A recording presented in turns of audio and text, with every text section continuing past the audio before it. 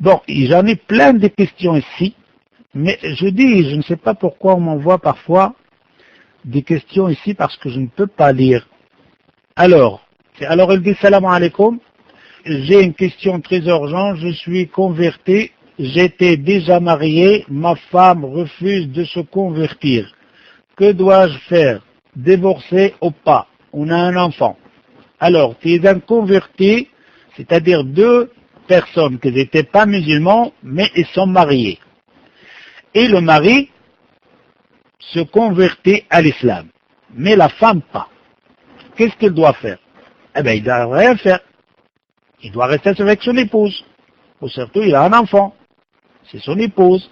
Son mariage est valable, à condition que cette femme-là y croit.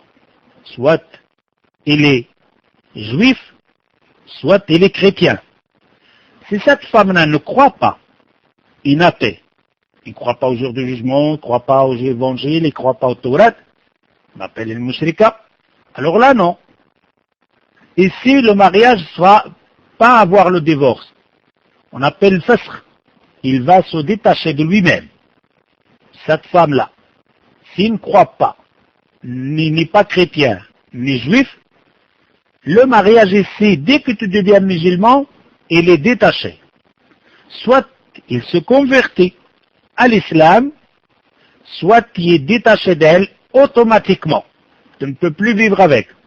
Par contre, si tu es une croyante juive ou chrétienne, si ton épouse, tu restes avec elle, il n'est pas obligé de devenir musulmane et continuera sa croyance, et toi tu continues ta croyance de l'islam, tu peux aller à la mosquée et elle va à l'église, et Inch'Allah, tout doucement, sans faire de la forcer ou quoi que ce soit, tu parles, tu dialogues avec, tu compares les deux religions, et Inch'Allah va se convertir à l'islam.